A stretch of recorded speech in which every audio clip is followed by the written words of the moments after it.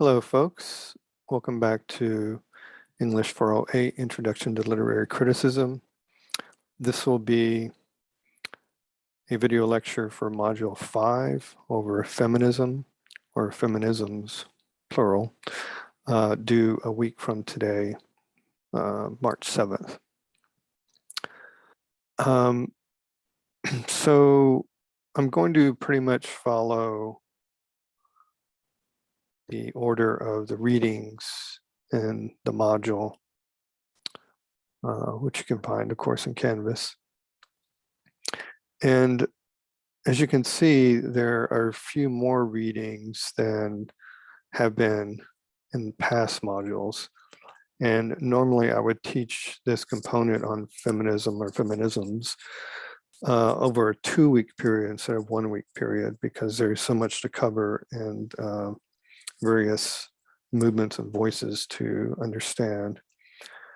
So this is a long roundabout way of saying that this video lecture that I'm making right here will be longer than normal. Okay, so in the handout, if you will, to the approach of feminist criticism or criticisms, there are 3 waves of feminism that I try to, represent here with these different images and quotations throughout. This first one here of women, as Virginia Woolf will talk about when Chloe liked Olivia's section of her Room of One's Own, that women should be able to be seen for who they are in relation to other women, not in relation solely to men. The middle image here of a girl in a Boy Scout of America uniform is a push for like the second wave of feminism in terms of equality. And then this image over here on the right of Lizzo performing is a nod to third wave feminism with issues of body and self-affirming identity. So roughly speaking, it says circa 1790s to late 1950s, the first wave of feminism, beginning with Mary Wollstonecraft and her vindication of the rights of woman. Remember, she was the mother of Mary Wollstonecraft, who later became Mary Shelley, the author of Frankenstein. She basically argued in that vindication of rights of woman that women should be educated the same as men. But, they're primarily being taught how to be good wives, of painting and knitting and languages to be presentable, rather than to learn, the arts and law and, science that men were being taught in formal education. And then there's a series of voices throughout the first wave. And I've tried to represent, kind of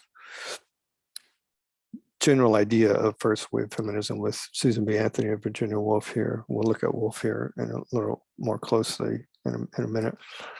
Remember Susan B. Anthony, one of the, women who was responsible for helping the vote for women come through in 1920, right? She says here, resolved that the women of this nation in 1876 have a greater cause for discontent, rebellion, and revolution than the men of 1776, which, if you think about it, is true in terms of, not just being oppressed, but providing boys and men who end up becoming, cannon fodder in wars, and women being left alone in those situations.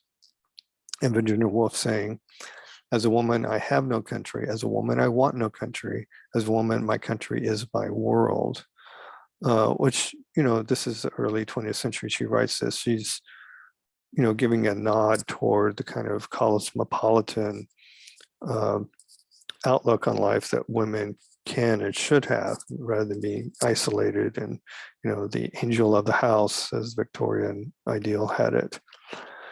The second wave of feminism, roughly, following after first wave, so around the 1960s, this is post-World War II to the late 1980s.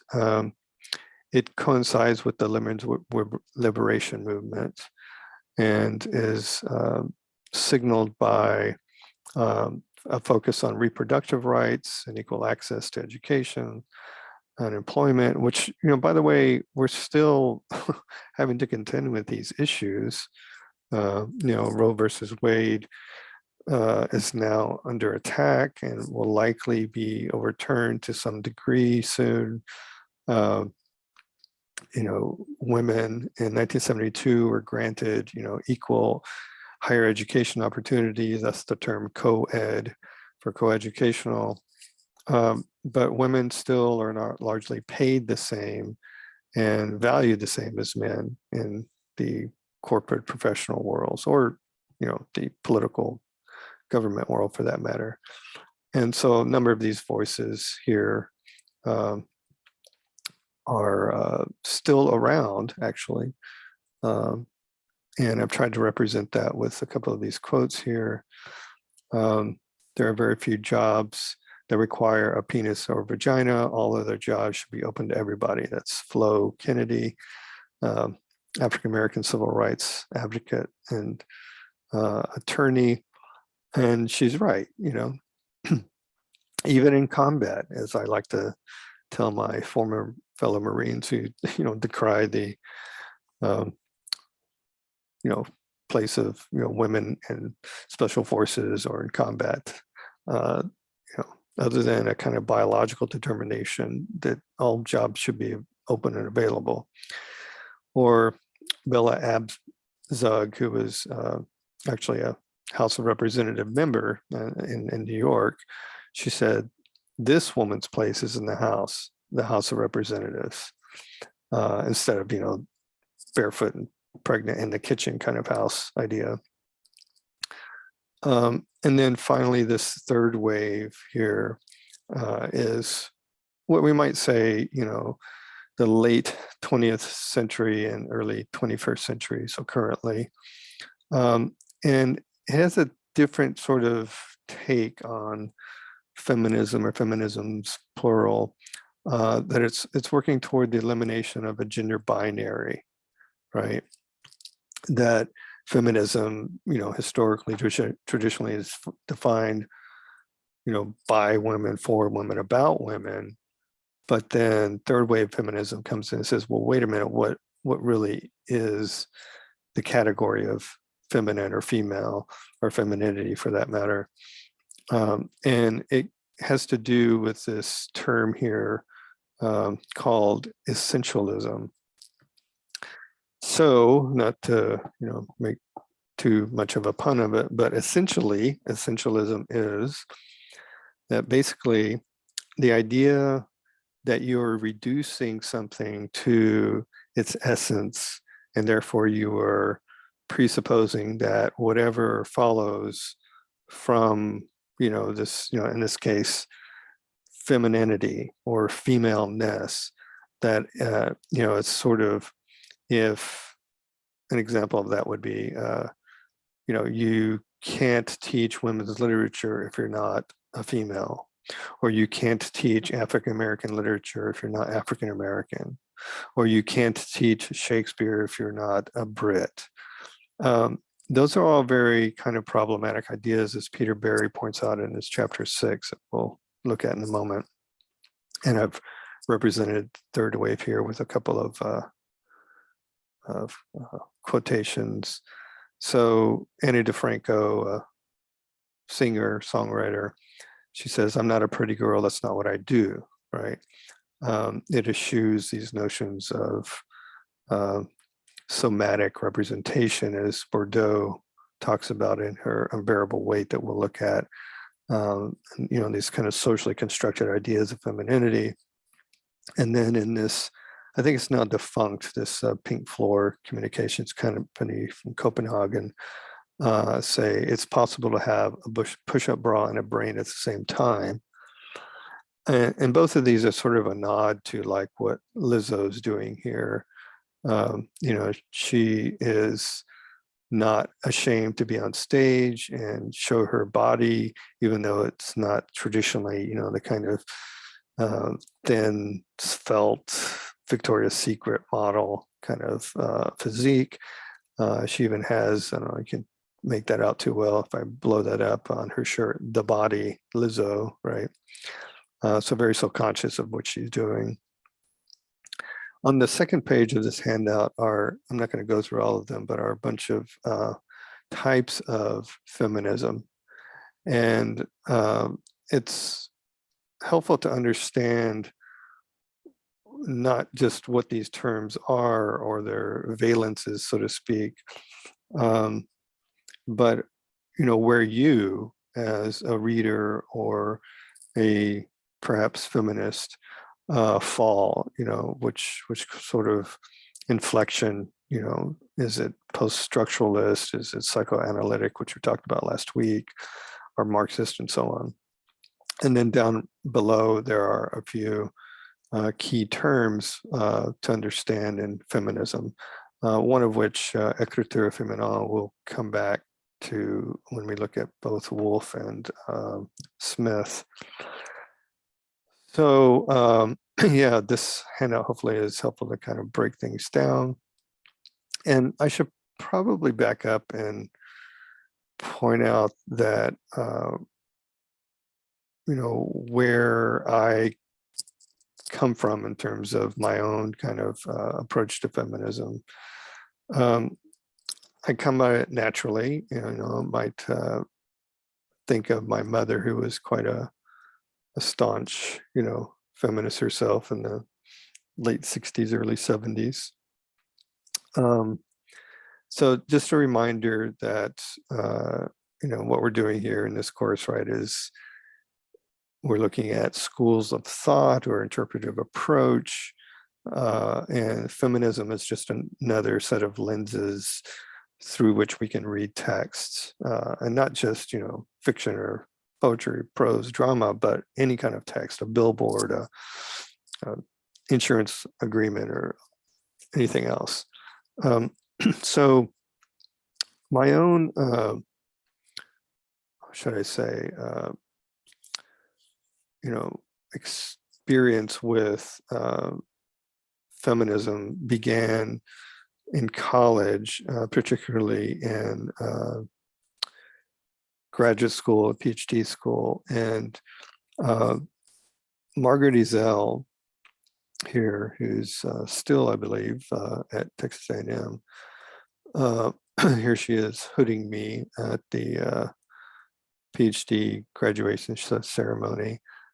She has a different gown than all of us because her PhD is from the University of Cambridge. And she was on my dissertation committee, but she's an expert in women's and gender study. And so not only did I take courses from her, including literary theory, but you know, when she was on my dissertation committee, I had a lot of input and ideas from her sitting in her office. And she wrote this fairly important text while I was there in the mid to late 90s in Texas A&M called Writing Women's Literary History. And it's part of the second wave of feminism of recovering women's texts for the literary canon. That these texts have always been there, but it's only, you know, in the past few decades that we really begin to, you know, recover them in a, you know, editorial way, editorial integrity, but also to starting re-including them and teaching them in the canon. So as you can see here, this, you know, her signature from being on my committee. And another committee member, Marianne O'Farrell, was influential in my work as well. So here's a a work of hers called Telling Complexions, which is, there's a pun on telling, that is narrating complexions, right, but also revealing complexions in the 19th century British or English novel in relation to somatic or bodily representations in texts. And, this had an influence on me where I ended up in my own dissertation here, you can see, including an entire chapter on a Scottish female author named Susan Ferrier. So I just wanted to kind of point out where my own kind of background is in terms of approaching feminism, or feminisms plural. What I want us to remember is that, in terms of our, what we call a base text, right?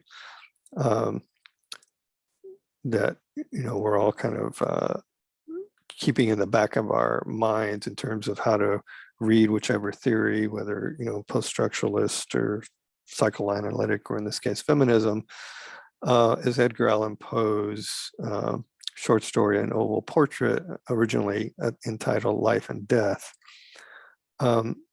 So if you all recall in this story, there's, this wounded narrator, right? Last time we talked about it in relation to his incipient delirium. Therefore, he's probably an unreliable narrator, or maybe Poe is messing with our heads about, the reality he's seeing in this house. But in terms of this week's take on feminism, remember that the oval portrait itself is of a woman, and it's not just any woman, but is the painter's wife, right?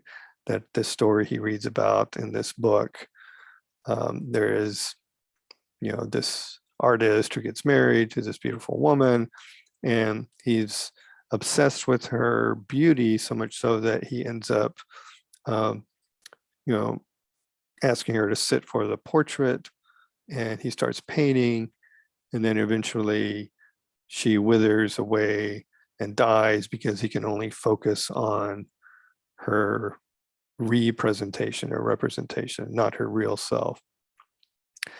And so this is a sort of object lesson, if you will, in what we could call, women being represented literally and figuratively as objects of desire, not real things, but things to be admired rather than sort of understood wholly or completely.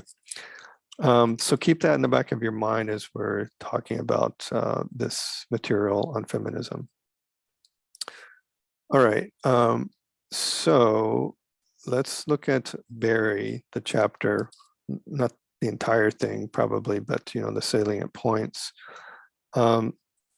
So there's a reason why, if you remember in the syllabus that we did psychoanalytic criticism last time or last week, it's because I needed to sort of set up some principles and ideas of psychoanalysis vis-a-vis Freud and Lacan, so that we can understand who is sort of rejecting those ideas and how and why, principally in feminism. So the women's movement of the 1960s was not, of course, the start of feminism. Rather, it was a renewal of an old tradition of thought and action already possessing its classic books, which had diagnosed the problem of women's inequality in society, and in some cases, proposed solutions. So I mentioned a moment ago, Mary Wollstonecraft and Vindication of the Rights of Woman. And then later in the early 20th century, Virginia Woolf, and we're going to look at excerpts of this, the existential philosopher Simone de Beauvoir, The Second Sex, who says famously, one is not born a woman, one becomes a woman. So what we're looking at in our sort of configuration of this course is how to apply feminism But in order to understand how to apply it, we need to kind of parse out, if you will, the three waves. And speaking of applying, I'm just going to skip down to toward the end here of the chapter, where after his sort of take, he gives, like he typically does, Barry, what do psychoanalytic critics do? Well, in this case, what do feminist critics do? Well, this very first one I just mentioned in relation to Margaret Ezell, former member of my dissertation committee, right? They rethink the canon. Remember the canon of, sort of accepted works that appear in, say, the Norton Anthology of X, Y, or Z, aiming at the rediscovery of written text by women. Well, they revalue women's experience. They examine representations of women in literature by men and women. It's important not to think that it's just a critique of us, like looking at Edgar Allan Poe's representation of a female who has actually no words in the story. She's just literally an object, but also narratives or stories by women, as Barbara Smith does with Toni Morrison's Sula. They challenge representations of women as other or as lack, as part of nature. Remember, this term lack, right, refers back to Freud's castration anxiety in that fetishism essay about, they lack a penis, therefore the male has castration anxiety, and women are somehow lacking what men lack, but that's a sort of false premise, as feminists will point out. So these are all things that, there's 10 of them, he points out, I think, right, 11. These are all things that feminist critics do, and you need to learn how to start doing when you read a text as well. And also figure out, like I said earlier, where you fall along the kind of spectrum of what kind of feminist criticism or criticisms you want to employ. So this is an important distinction we need to parse out here about three words of feminist, female, and feminine. So Barry says here, the concern with conditioning and socialization underpins a crucial set of distinctions that between the terms feminist, female, and feminine. As Toro Moy explains, his famous feminist critic, the first, that is feminist, is a political position. So if someone says, I'm a feminist, that means that they, whether male or female or trans or whatever, Homo sapien sapien, that means that they are resonating their efforts and energy and mindset in a political valence or political way, with, an idea toward women's reproductive rights or women's equality or education, that sort of thing. The second, that is the word female, the second is a matter of biology. And right now we're having this, backlash of conservatives around the nation instituting, developing laws that prohibit trans women and girls from being on male sports team, on female sports teams, whether in high school, college, right? So if this Homo sapien was born with, male genitalia, but then later identifies as a girl or woman, transitions, physically to female, then these conservatives who are passing laws would say, no, that's still a male, right? And so the very word female is under contestation. And by the way, folks, that's exactly an example of what I was talking about a couple of weeks ago when we were talking in relation to Jacques Derrida's notion of the slipperiness or play in the linguistic sign, right? That, it used to be that, the idea of female or male was, concretized or set in stone, but now it's much more in play or slippery. And then the final category is a set of culturally defined characteristics. That is, what does it mean to be feminine, right? So can, a female ranger, and in fact, recently, a couple of years ago, passed,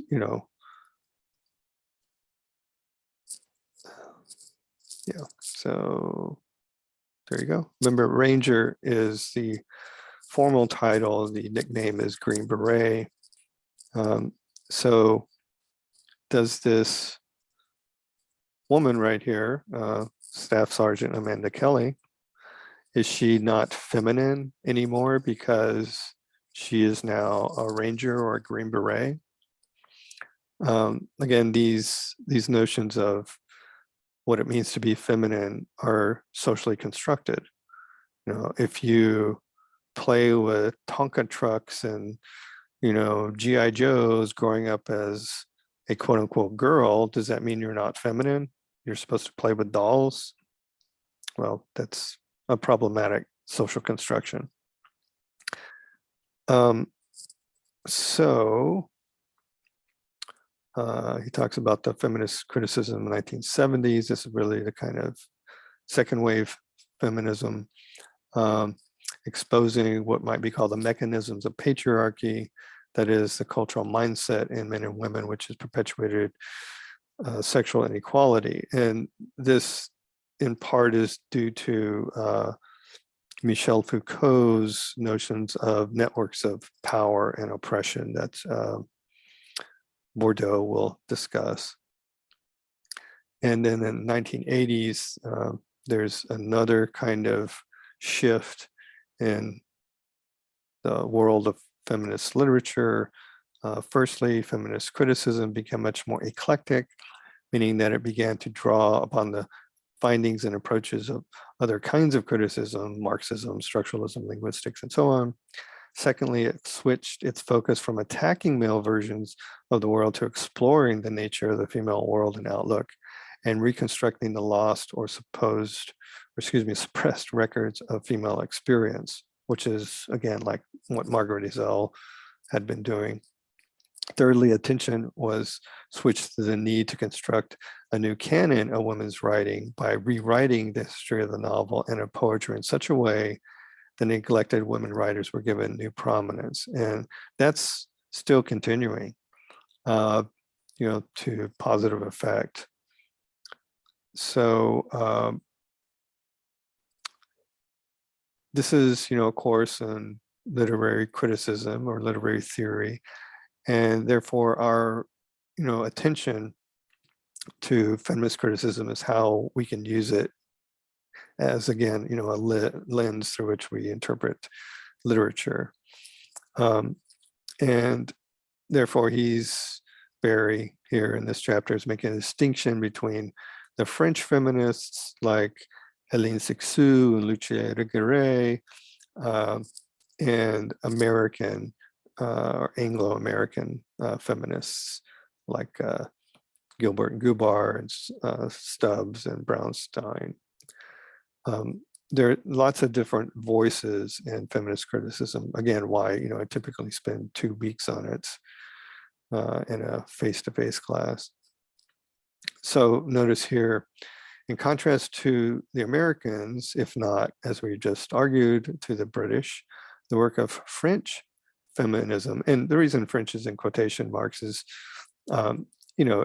it comes from French theorists like Cixous and Irigaray, but it doesn't mean it has to be French, right? It's just French inflected, we would say. The work of French feminism, more overtly theoretical, right, and therefore more indebted to philosophy and metaphysics and so on, taking as its starting point the insights of major post-structuralists, especially Lacan, Foucault, and Derrida. whom we've already encountered. For these feminist critics, the literary text is never primarily a representation of reality or a reproduction of a personal voice expressing the minutiae of personal experience. Indeed, the French theorists often deal with concerns others in literature. They write about language, representation, and psychology. So speaking of which, and again, there's Cixous and Edgar. I'm going to go ahead and jump to the, there's an allusion to Woolf, A Room of One's Own, we'll look at in a moment. I'm going to jump to this notion of écriture féminine right here. So it begins at the bottom of 128. French theorists, therefore, have posited the existence of an écriture féminin. The term is that of the French theorist Hélène Cixous from her essay, The Laugh of the Medusa, associated with the feminine and facilitating the free play, think Derrida, of meanings within the framework of loosened grammatical structures, right? Derrida is all about slippage and free play. So it really has to do with the presupposition that male and female are biologically different, genetically different, you know, XX versus XY. And therefore, from that biological DNA difference, that these two types of human beings will cognate and perceive the world differently, and in turn produce different kinds of art and writing. So here, for Cixous, though not for other theorists, this kind of writing is somehow uniquely the product of female physiology, which women must celebrate in their writing. Women must write through their bodies. They must invent the impregnable language that will wreck partitions, classes, and rhetorics, regulations, and codes. They must submerge, cut through, get beyond the ultimate reserved discourse, including the one that laughs at the very idea of pronouncing the word silence. Such is the strength of women that, sweeping away syntax, breaking that famous thread, just a tiny little thread, they say, which acts for men as a surrogate umbilical cord. So the reason I want to point out this notion of écriture féminine is, I have it down here in the handout, is that I have a question in, or one of the three questions you can write about for this worksheet on feminism has to do with écriture féminine, or female writing. And so here in the module, right, there are not three, but there are actually four this time, 4 questions, and they're all a bit wordy. I take ownership of that, right? But the reason I'm pointing this out is because of number or letter B here, okay? So now that we have an idea of what écriture féminine is, right, that it is this type of writing is written by and or for from the female body. This concept presupposes that because of innate biological differences, men and women cognate differently and thus produce qualitatively different language. Écriture féminine implies that women's writing should be evaluated and criticized according to a gynocentric point of view rather than a phallocentric point of view. And those terms are right up here, from a female point of view instead of a male point of view. But letter B here asks, and it's really about the Barbara Smith piece, right, about écriture féminine in relation to her piece. So, when we get to Smith, keep in mind that, it would help to understand Cixous' idea of écriture féminine. That comes, of course, from the French feminist critics. This notion from Kristeva of, the semiotic and the symbolic. Here talking about Julia Kristeva. She kind of riffs off of Jacques Lacan's notion of the imaginary and the symbolic, right? The pre-Oedipal stage. Excuse me, where is it?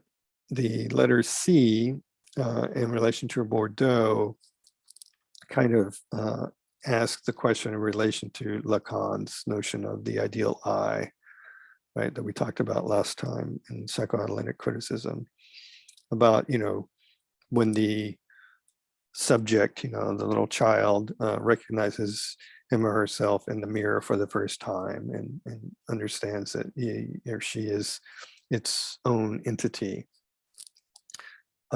So, think of Kristeva and Lacan in relation to the Bordeaux question.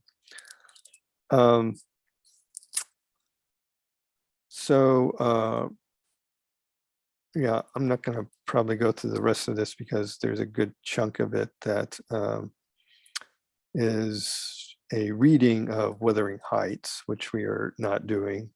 That's a great novel if you've never read it. All right, so he uses as the example, instead of Poe, that's our base text, he's using a reading from Wuthering Heights. Well, let's look at Woolf here. She is, the first in this list of readings here. And so Virginia Woolf is an interesting character. I can find her. I have a folder. I thought I had a folder. She's mainly known for her novels, though she wrote essays and other kinds of literature. She was born to a very affluent class of people in Britain and married this guy named Leopold Bloom, who was also a writer and publisher. And they established what was called the Bloomsbury Group in London in the early 20th century, the 20s and 30s. But she also, as the introduction to our Norton anthology reading tells us, she also is what we might call, a bisexual person or a non-binary person. She was in a relationship here with Vida Sackville-West. So here they are, Woolf here on the left and Vida Sackville-West on the right. Back in an era when it was literally against the law to be in any kind of same-sex relationship. So she kind of has, in some of her writings, this inflected nod toward women being able to be in relationship with and to each other rather than simply in a relationship to a man, which is how women have been traditionally portrayed. And there's another picture of them together. Virginia Woolf here on the left. And so there's Virginia Woolf. Before she dies, she actually commits suicide, drowns herself in the river. And the reading that or really a set of excerpts that we have today come from this work called A Room of One's Own, which were a series of lectures presented at Cambridge University that were then later published into a book. So here's part of Cambridge. And the context for this series of lectures called Women in Fiction is that she is very consciously criticizing higher education, not just in Britain, but really around the globe, for not allowing women to be educated alongside men, which is really what Mary Wollstonecraft had been saying in the 1790s. It's called Radcliffe Camera. But the reason I'm pointing out these pictures here is because inside of them are these very beautiful yet highly valued libraries, and only men were granted access to these kinds of libraries. And so she has a section in the reading about Judith Shakespeare. Now, there was no Judith Shakespeare, it's a hypothetical person, but she's saying that if Judith Shakespeare, that is, if Shakespeare had a sister named Judith, how would she have lived? And, would she have been a genius like Shakespeare himself? And she, of course, says no, because she didn't have or wouldn't have had access to libraries and books like other men did. This is the British Library, the main reading room. So, I just want to kind of give you an idea of that. We now, as 21st century readers, take for granted that we have access to these kinds of halls of learning, so to speak. Yes, there still are books on the shelves, what we call stacks, right? It's not, everything is not digital. So like here, the Harvard Library. So that's the sort of context for her in relation to this work. Says here, invited to address the topic of women in fiction at Cambridge University's Newnham and Girton colleges in October of 1928, Virginia Woolf presented 2 lectures that would later become, after considerable expansion and revision, her celebrated book, A Room One's Own. Working at the intersection of modernism and feminism, both of which she stood for, Woolf analyzed the differences between women as objects of representation, like in novels, think of Poe, and women as authors of representation. She herself, of course, was a novelist, and invited her audience to think about the books that are not there. There's the books that are not written by women, though there were many. They just weren't being read or published. In the process, she opened up the entire territory of modern feminist criticism. So there's a allusion to Vita Sackville-West. And we're going to talk about Marx next time, but there's always with Woolf a concern of money and economics, which of course as a writer, is important for any writer, but particularly for women, because they were largely dependent either on their father first or their husband later for income. And the editors of the Norton introduction here say, in A Room of One's Own, she, Woolf, argues that women need £500 a year, an amount somewhere between subsistence and comfort, and in 3 Guineas, which is another work by her, A Meditation on the Ties Between War and Patriarchal Values, she responds to a solicitation to sign a petition and contribute money to a society for the prevention of war. On the one hand, the link she makes between freedom and property can be critiqued from a Marxist perspective. We'll get to Marx next week. On the other, society's denial of women's independent rights over property marks a resistance to women's freedom. It is clear that Woolf is breaking a gender taboo rather than merely claiming a class privilege by going into the economic details of women's lives, because it wasn't considered proper for women to talk about money, especially in a public way.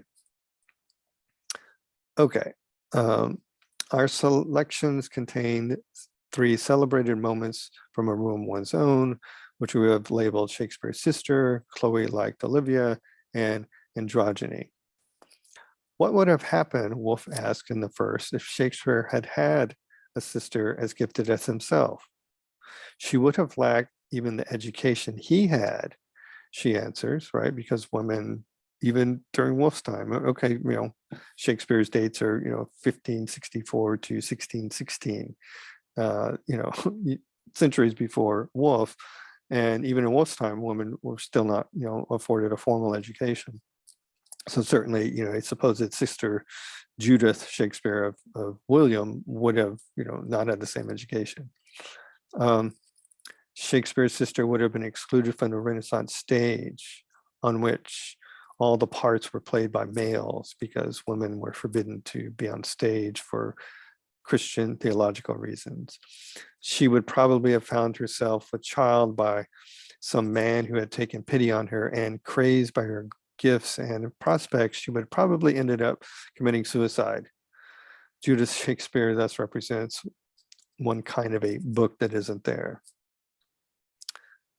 And in this section on Chloe Liked Olivia, this is about her.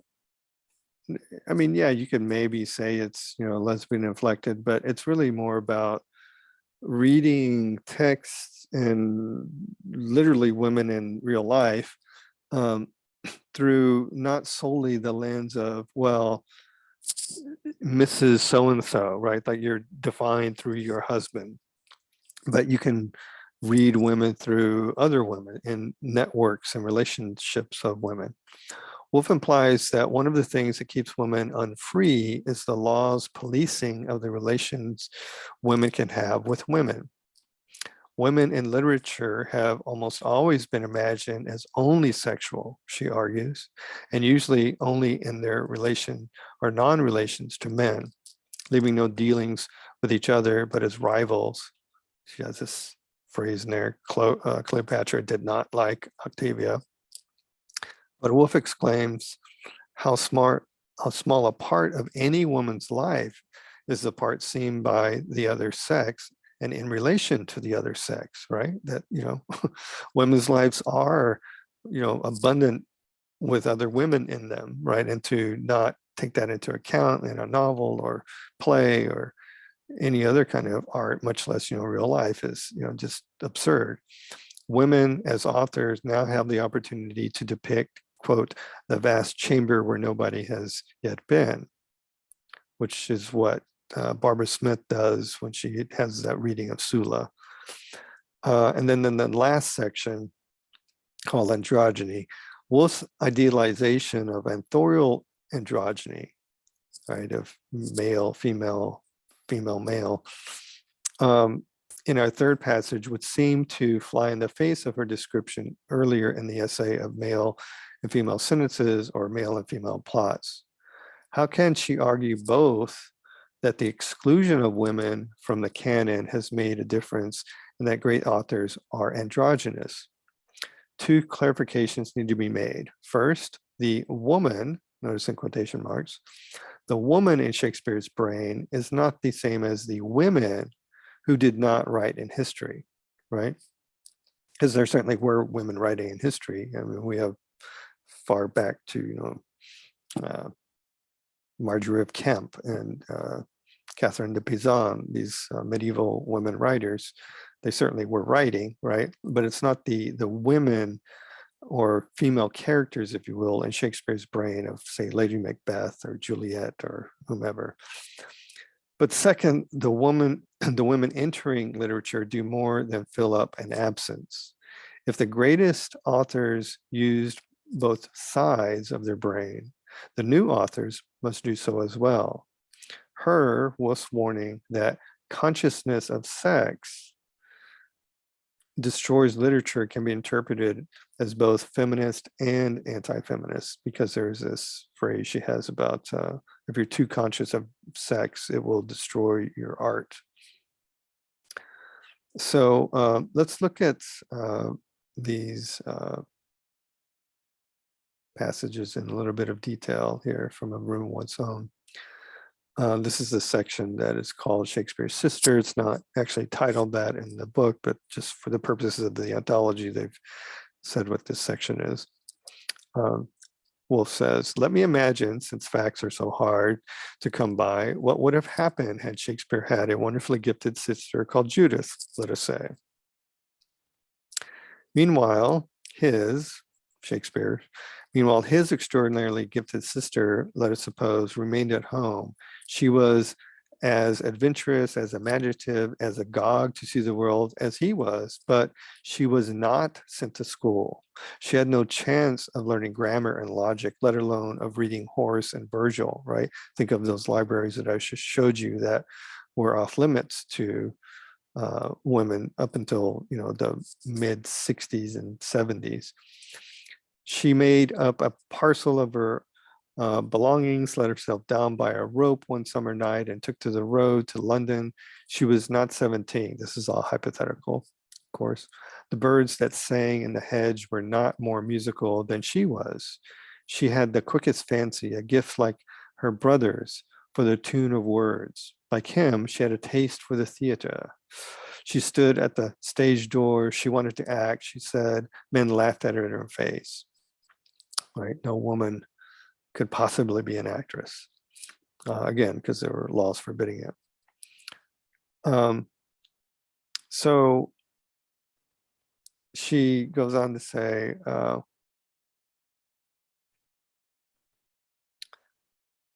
but what is true in it about her assessment of this hypothetical situation. So it seemed to me, reviewing the story of Shakespeare's sister as I had made it, is that any woman born with a great gift in the 16th century, the 1500s, when Shakespeare was born, would certainly have gone crazed, shot herself, or ended her days in some lonely cottage outside the village, half witch, half wizard, feared and mocked at, because she would have been an anomaly, right? If she was taught in a formal way like a man. Okay. And Chloe liked Olivia. This is that section about, you know, women need to be read in and among a network of women, not through the relationships of men. And then it struck me how immense a change was there. Chloe liked Olivia, perhaps for the first time in literature, right? If you come across this sentence, you're like, wow, wait a minute. So women are allowed to, not necessarily in a sexual way, but, you know, even in a friendly way, like another woman, and that's okay because they're typically supposed to like and be interested in men only. What did she say? It struck me how immense a change was there. Chloe liked Olivia perhaps for the first time in literature. Cleopatra did not like Octavia, and how completely Antony and Cleopatra would have been altered had she done so, of course, talking about Shakespeare's play. All these relationships between women, I thought, rapidly recalling the splendid gallery of fictitious women, are too simple. It was strange to think at all, excuse me, it was strange to think that all the great women of fiction were, until Jane Austen's day, not only seen by the other sex, but seen only in relation to the other sex, that is men. And how small a part of a woman's life is that?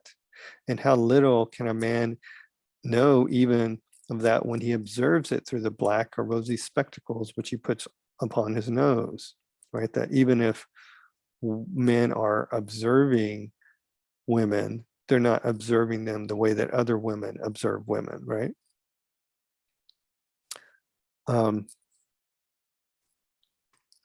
Suppose, for instance, that men were only represented in literature as the lovers of women and were never the friends of men, soldiers, thinkers, dreamers.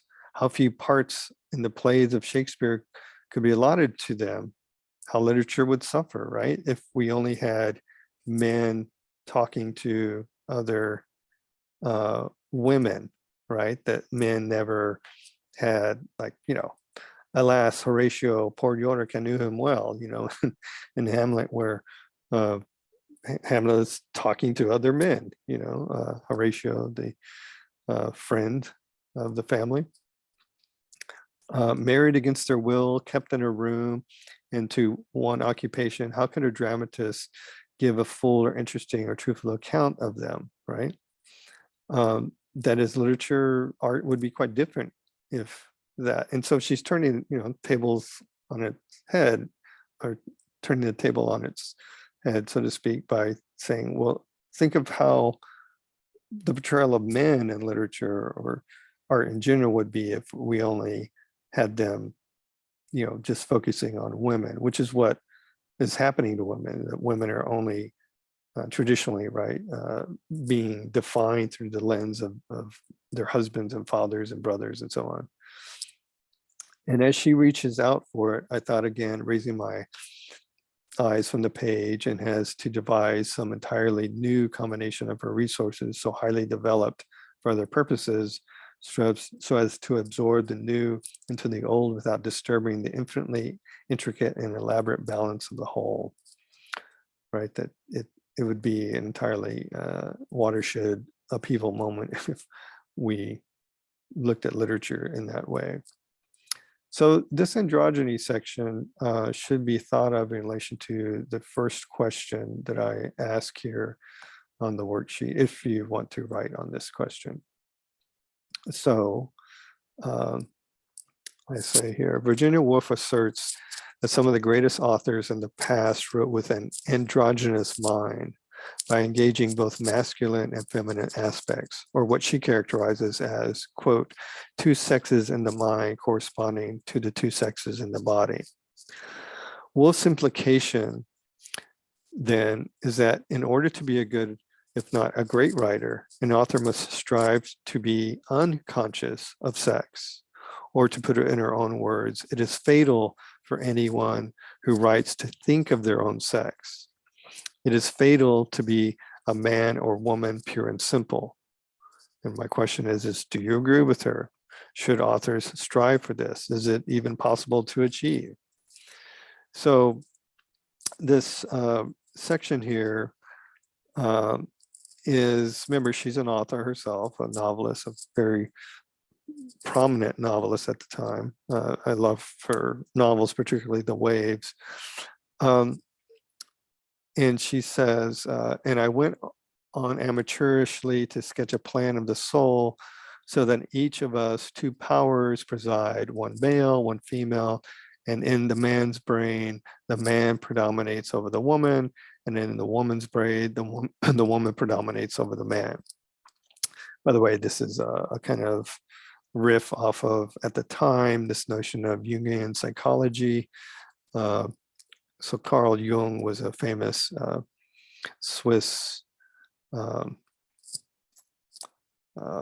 psychiatrist, psychoanalytic theorist, and practitioner. And he developed this notion of the anima animus, and that there's a kind of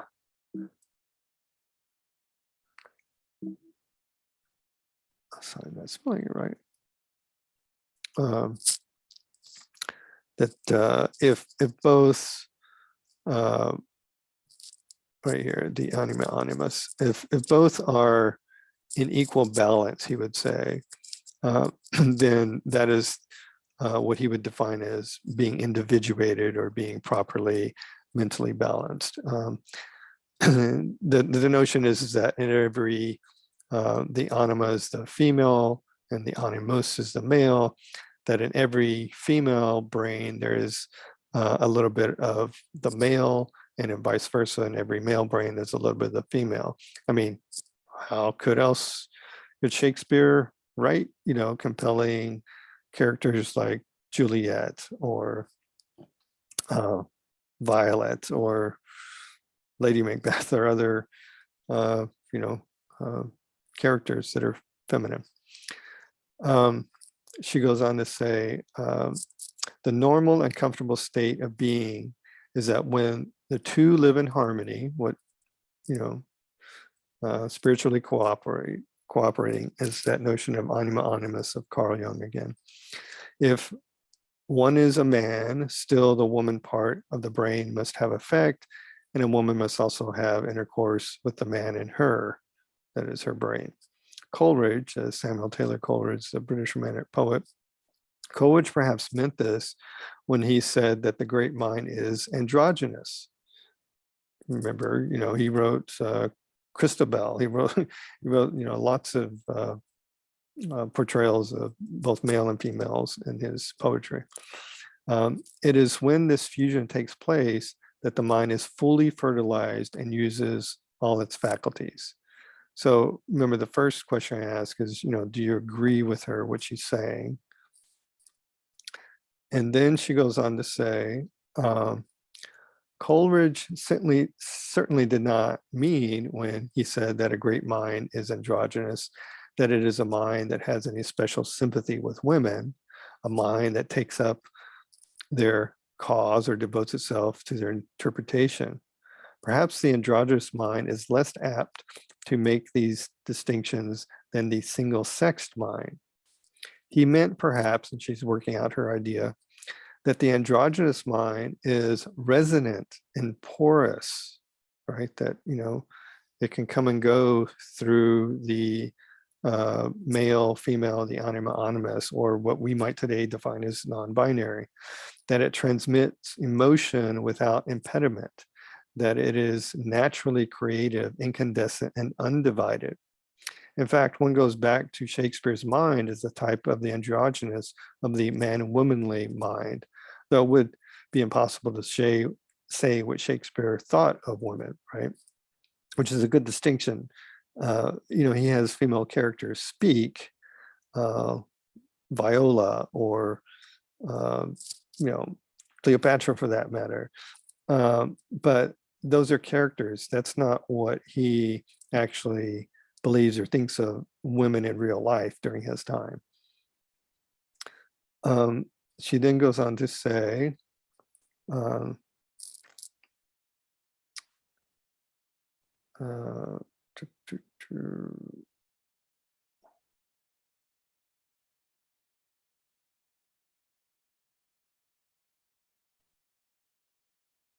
talking about lots of different British authors.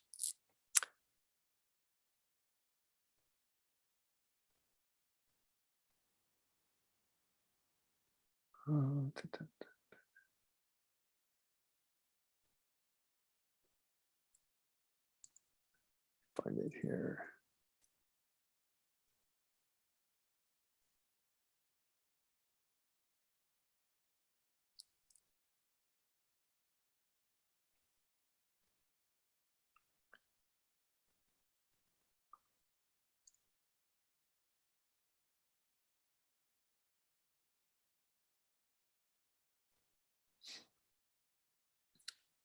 Well, that's not the one that I wanted to look for.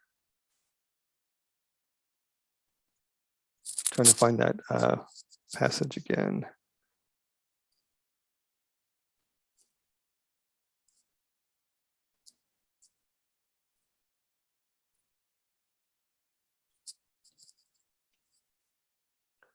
Well, I guess we'll have to use this one here. Hold on, I have it. Yes, oh, there it is. Page 104. Should have looked there to begin with. Sorry, folks.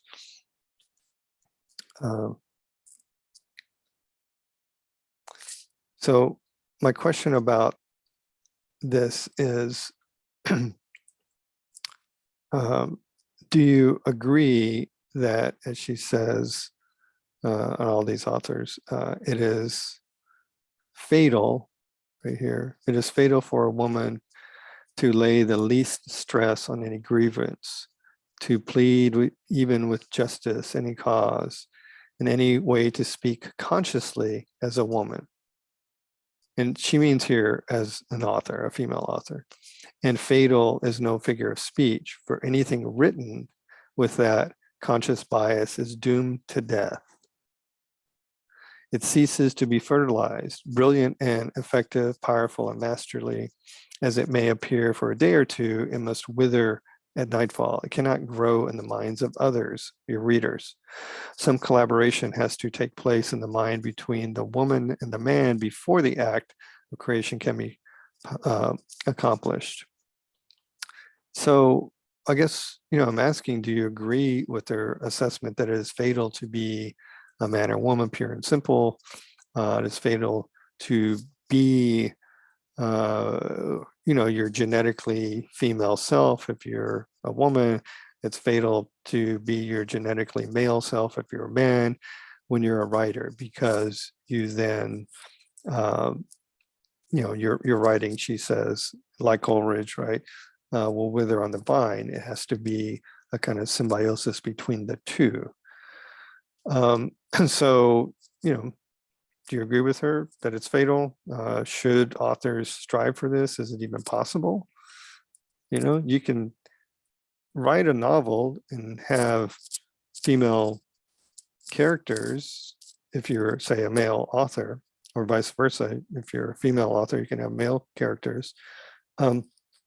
But do you therefore need to kind of flip the switch in your brain, right? The anima animus, to use Carl Jung, to kind of get into the mind of, let's say, a male, if you're a female author, to try to craft a compelling, realistic, believable character, and vice versa. If you're a male, do you have to then sort of imagine, what it would be realistic to be a woman and what her feelings, emotions are? Or is it even possible, right? Some people argue that it's impossible because of that notion of essentialism, again, that Barry talks about, which I didn't really quite go over here.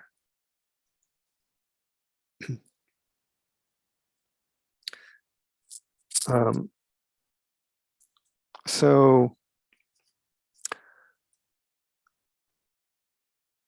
essentialism is, as I mentioned earlier, a problem, right? As you can see here. And we try to get away from essentialist ideas, right? So in general, here within feminism, there's a strong emphasis on the constructedness of femininity, that is, on such matters as conditioning and socialization, and the influence of images and representation of femininity in literature and culture. We'll certainly get to that when we look at Bordo. All these formulations are a way of avoiding essentialism, which is the contrary view that there is some natural given essence of the feminine that is universal and unchangeable. So, right, if you say, well, all women are this way, then you are being an essentialist. You're espousing essentialism, because all women are not X, Y, or Z, or all men are not X, Y, or Z, or all, whatever genetic marker you want to give. All African Americans are not this way. All Asian Americans are not that way, and so on. So let's try to avoid centralizing, because it leads us down a tricky path. Okay, so that was Woolf, and let's move on to the next reading, which is Barbara Smith's Towards a Black Feminist Criticism. Barbara Smith, who, has been around for a long time, is a very prominent and strident voice in feminist criticism. And she is female, she is Black, and a lesbian. So you might say she has this kind of trifecta of marginalization in this Western culture we live in.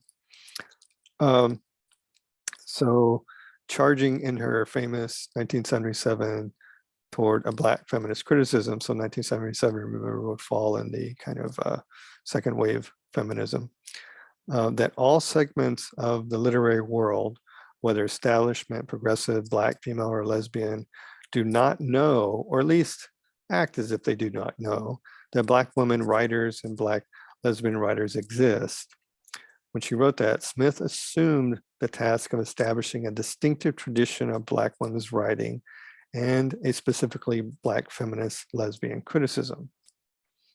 So she, got her bachelor's from Mount Holyoke and University of Pittsburgh, and became a, prominent voice in not just women's writing and feminist criticism, but for African American and more specifically lesbian, Black African Americans. So this is the Norton editor's sort of synopsis in a certain way of this. In this essay, in Toward a Black Feminist Criticism, Smith points out the glaring absence of scholarship on Black women's writing, which she links to Black women's invisibility in the mainstream feminist movement. This is another reason why, if you go back to the approach of, or the second wave of feminism, right, there are many, many different voices because they're not all saying the same things, right? Like, Simone de Beauvoir is a French philosopher. Betty Friedan is, for all intents and purposes, a white Jewish woman. Bell Hooks, is African-American theorist and feminist critic. Shirley Chisholm, the famous civil rights activist, attorney, and member of Congress. Lots of different voices, and Smith is responding to those voices. Feminists initially tried to create a sense of solidarity by emphasizing the universality of women's experiences and the bond forged by their differences from men. So, a little bit of latent riffing off the heels of Woolf, who wanted to think about networks of women's relationship rather than being defined through the male. To correct the limitations of this universalizing assumption, Smith calls for the redefinition of the goals of the women's movement for an autonomous Black feminist movement. Okay, so sort of separate from the women's movement of the time. That was largely a kind of white feminist movement. Surveying the treatment of Black women authors by book reviewers and literary critics, Smith accrues evidence of Black women's invisibility. She quotes from both Black and male critics who ignore or denigrate Black women's literary accomplishments, points out that even feminists such as Elaine Showalter, Patricia Mayer Spacks, two very famous, prominent white feminist critics, omitted women's writing of color from the influential studies they published in the 1970s. So she has a number of things she wants to, articulate in this essay. And she says a Black feminist critic should, one, explore both sexual and racial politics in Black women's writing. So, whether it's even as far back as Harriet Tubman, even Sojourner Truth, like it was often more of a political kind of exploration of Black women's issues, but she's saying not to leave out the sexual component, right? Whether heterosexual or otherwise. So number two, assume that there is an identifiable literary tradition. That's kind of reminding us, that Black women authors have, even though they've been writing and publishing, and we'll read later a Zora Neale Hurston piece in the race and ethnicity component on an essay entitled "What White Publishers Won't Publish," that Black women authors have been writing, but they haven't been being read and canonized like, of course, Caucasian women. Number three, decipher the common themes, motifs, and concepts in Black women's literature that derive from writers' political, social, and economic experiences, that is to contextualize. Four, examine the specific Black female language in this literature, which she does, and later Bell Hooks, we'll see, does, especially in relation to rap. Five, demonstrate an existing tradition that does not try to graft the ideas or methodology of white male literary thought upon the precious materials of Black women's art, right? That is, she's basically calling for a new critical idiom. 6, try to be innovative and daring, following the model of Black women's literature, and perhaps most important, assert the political implications of a literary work and its connections to the situation of Black women. So a lot of, motivations and strategies involved in her approach. And she, as I mentioned, she gives a reading here in this essay of Sula's 1973 novels, Morrison's 1973 novel. So this is still the editors, of the Norton Anthology. A key debate in feminism has concerned essentialism, with most feminists opposing the view that gender, ethnic, and racial identities are determined by our biological essences rather than by cultural differences. Some have criticized Smith's insistence on a separate literature and criticism for Black women as essentialist. So this is kind of beginning to speak to my question about Smith. Because she understandably, right, like I said, wants to create a new critical idiom or language framework through which to read, analyze, interpret, critique Black women's authors, but it needs to be done by other Black women. And some people will say, well, that's pretty essentializing. In other words, that only, what you're saying, that the only people who can give a compelling critique of a novel or poem or whatever genre by a Black female author is another Black female author.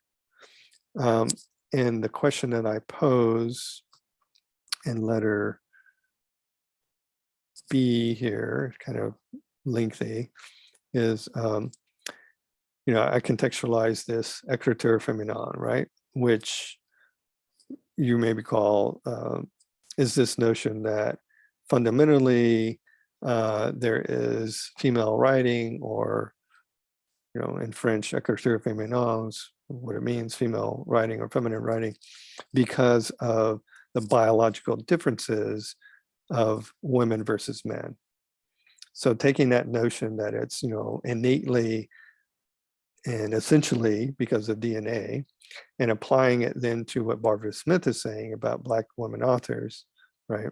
Is what I'm doing in this question. So taking this same kind of paradigm of filling a void, Black lesbian feminist critic Barbara Smith asserts that, quote, it's on page 2230, the form and language of Black women writers' works are also nothing what white patriarchal culture requires and expects, which, by the way, is true. Okay, so with that context, therefore, Smith argues that an entirely new form of criticism needs to emerge, Black feminist criticism, as the title of her essay suggests. Do you agree with Smith that Black women's writing is innately different from other kinds of writing? So you could start there, right?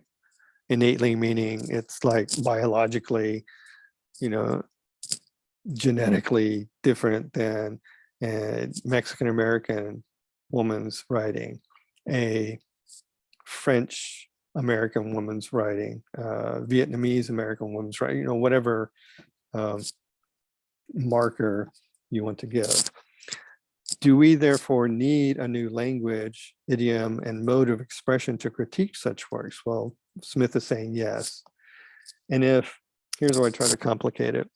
And if Black women's writing is innately different from other kinds of writing, which is what Smith is supposing, then wouldn't that logically mean that every category of racially gendered writing needs to be critiqued on its own terms?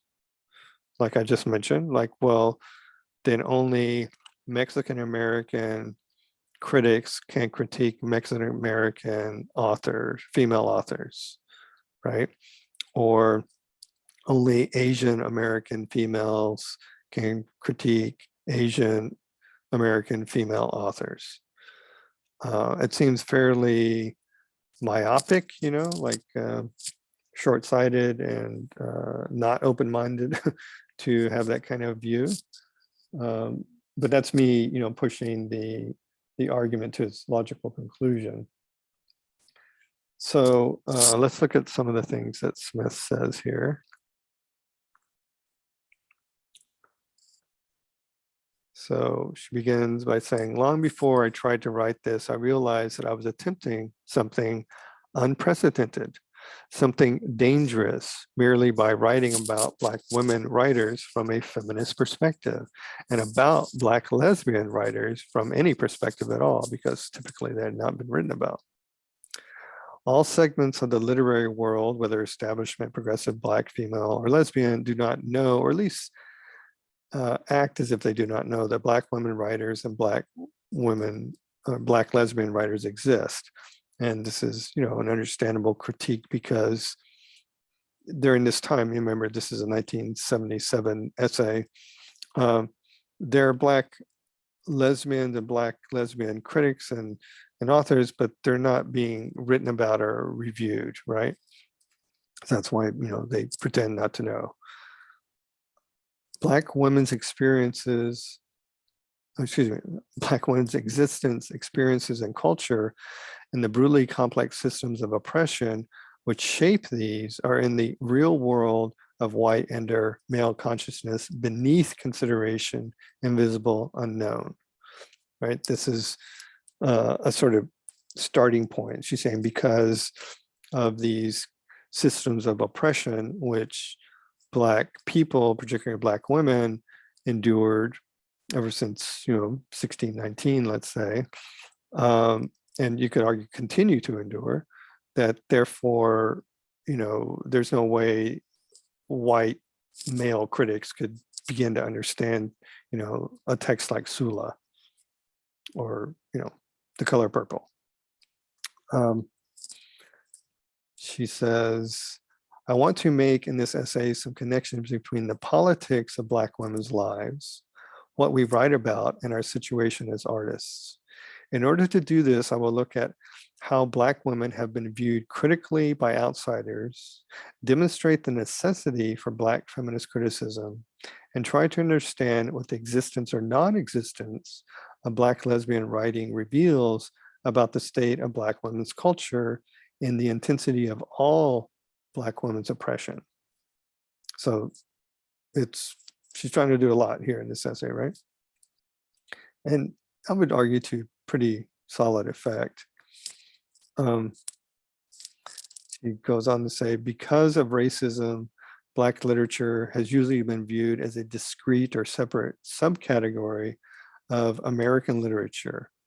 And there have been Black critics of Black literature who did much to keep it alive long before it caught the attention of whites.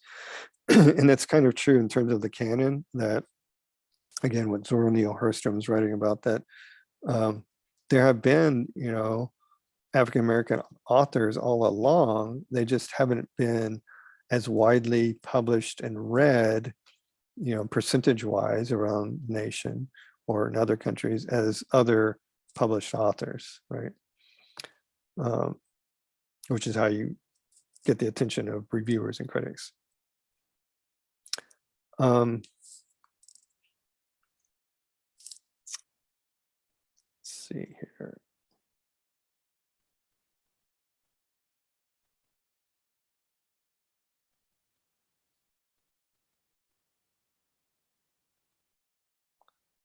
She says that there is absolutely no recognition that Black and female identity ever coexist, specifically in a group of Black women writers. And she's, kind of taking to task these white feminist critics up here.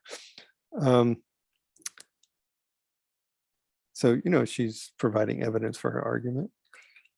And this is a nice little anecdote she throws in about Alice Walker, even though largely this essay is really an interpretation of Morrison's Sula.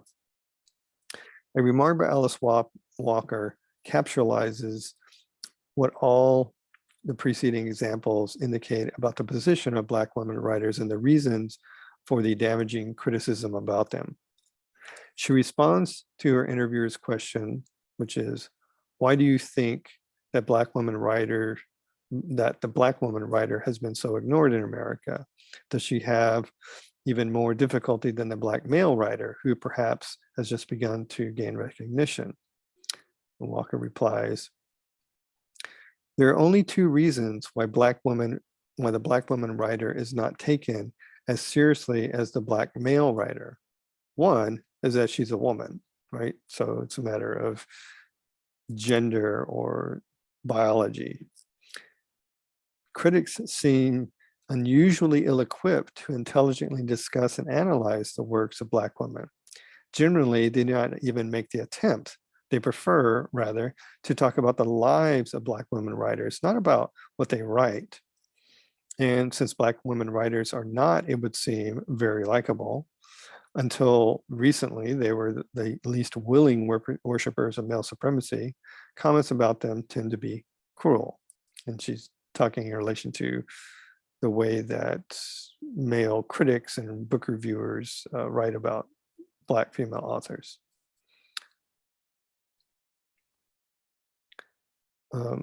She goes on to say, before suggesting how a Black feminist approach might be used to examine a specific work, which will be Sula, I will outline some of the principles that I think a Black feminist critic could use, beginning with a primary commitment to exploring how both sexual and racial politics and Black and female identity are inextricable elements in Black women's writings. She would also work from the assumption that Black women's writers constitute an identifiable literary tradition. So this is what we might call, intersectionality, right? And she's talking here about sexual and racial politics and Black and female identity. The two are, in her mind, inseparable. The use of Black women's language and cultural experience in books by Black women about Black women results in a miraculously rich coalescing of form and content, and also takes their writing far beyond the confines of white male literary structures. The Black feminist critic would find innumerable commonalities in works by Black women, which is, her point about, therefore we need a, Black feminist idiom or language framework. So here's where she's going to launch into her interpretation of Sula, and she's going to read it in a very deliberate lesbian way. She says, despite the apparent heterosexuality of the female characters, I discovered in rereading Sula that it works as a lesbian novel, not only because of the passionate friendship between Sula and Nell, but because of Morrison's consistently critical stance toward the heterosexual institutions of male-female relationships, marriage, and the family. That the way that Morrison writes about marriage and, patriarchal structures of traditional, male-female marriage structure in society and microcosm are written in a negative or portrayed in a negative light, right, by Morrison. Consciously or not, Morrison's work poses both lesbian and feminist questions about Black women's autonomy and their impact on each other's lives, right? And she goes on to say, very clearly that, look, I know Morrison did not write this as a lesbian novel, right? But I'm reading it that way, or showing you how it can be read that way, right?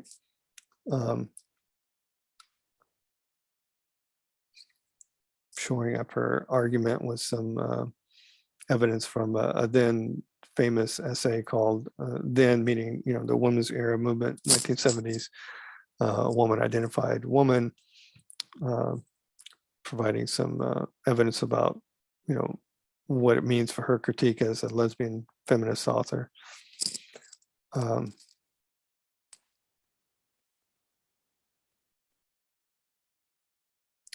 She says, Sula is an exceedingly lesbian novel in the emotions expressed, in the definition of female character, and in the way that the politics of heterosexuality are portrayed. The very meaning of lesbianism is being expanded in literature, just as it's being redefined through politics. And so again, she's not necessarily saying that, Sula and Nell are having a heterosexual, a homosexual relationship. He's saying the relationship between the two girls can be read through that lens, right? So, you may disagree with her, that's fine. She ends up by saying, I want to encourage in white women as a first step, a sane accountability to all the women who write and live on this soil. I want most of all for Black women and Black lesbians somehow not to be so alone. One book based in Black feminist and Black lesbian experience, fiction or nonfiction, just one work to reflect the reality that I and the Black women whom I love are trying to create. When such a book exists, then each of us will not only know better how to live, but how to dream. And so she's giving voice to, really at the time, a whole segment of people that did not have a voice. But again, if you want to challenge, or tackle this challenge of letter B, she's calling for that critical language or idiom. And I'm asking, do you agree with her? And if you do, then doesn't it therefore mean that we logically would need that kind of critical idiom for every other single kind of gendered or racial markered work of art? All right. So let's move from Smith to the next work, which is Susan Bordeaux's Unbearable Weight. So the excerpt we have here is really only a much smaller portion of a larger book. So this is published in 1993 and has been so popular that it's gone through like a 10th anniversary edition in 2003. So you can see here in the different chapters, what we have here highlighted in pink or lavender here is a set of excerpts from chapter 5, which is the body and the reproduction of femininity. But in this set of excerpts, there's a brief mention and discussion of anorexia. And that's because the previous chapter here, she had been talking about it. By the way, in reading The Slender Body, the next chapter here, there is inside of our Google Drive, if you have looked at it, remember our Google Drive is accessible in the link at the top right here on the syllabus. So in the feminist folder, all of these readings, of course, are there, but also there's a couple of videos and audio clips you might want to watch. Like here's one by Adichie giving her TED Talk, which we'll talk about in a bit in terms of the actual text. But in relation to what I was mentioning, reading The Slender Body, this right here, Cameron Russell TED Talk. It's not very long. It's like 9 minutes. She's a actual supermodel, but she describes how the body itself is problematic in terms of modeling. She mentions how she just happens to be genetically fortunate, win the lottery in terms of what print and fashion model agencies are looking for. But she also describes how even her body is photoshopped in print, right? Making it even more troubling for women. Speaking of which, in this folder, there are 2 images here, and you might have a look at them. This one is the famous 1937 lunch at break time or lunch. I forget the full title of it, but it's an actual photograph of, these steel workers building a skyscraper 800 feet in the air in New York. You can see in the background Central Park. But it has been, as though, they're all men and they're making the country, right? Hands-on. But it's been remade, this work has, in this kind of feminist way. At the bottom, feminism at work instead of men at work, right? And it goes from, chronologically from Margaret Fuller, an American author in the 1870s and 80s, to these two, Elizabeth Cady Stanton and Susan B. Anthony, the women's suffragist movement, to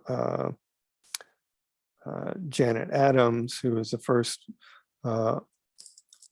American female Nobel Prize winner, and the second only in the world, second woman, to Ida B. Wells, the prominent Ida B. Wells Barnett, prominent African-American journalist, to Elizabeth Sanger, who was largely responsible for helping the contraceptive pill be created. So, birth control now she's holding, to Eleanor Roosevelt, who had a hand in, that is the wife of, Franklin Delano Roosevelt, First Lady, had a hand in writing the Universal Declaration of Human Rights,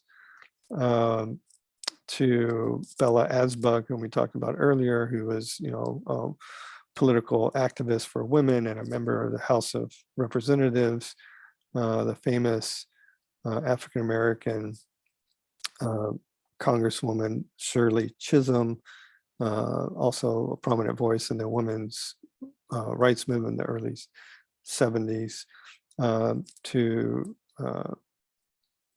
Gloria Steinem, the founder of Ms. Magazine and an outspoken feminist critic. And then, of course, this rope here sort of separating that previous era with a more modern era of, Hillary Clinton, who was the first woman to almost become president of the United States if Russia had not meddled in our elections, to this faceless woman, woman of the future, which is you,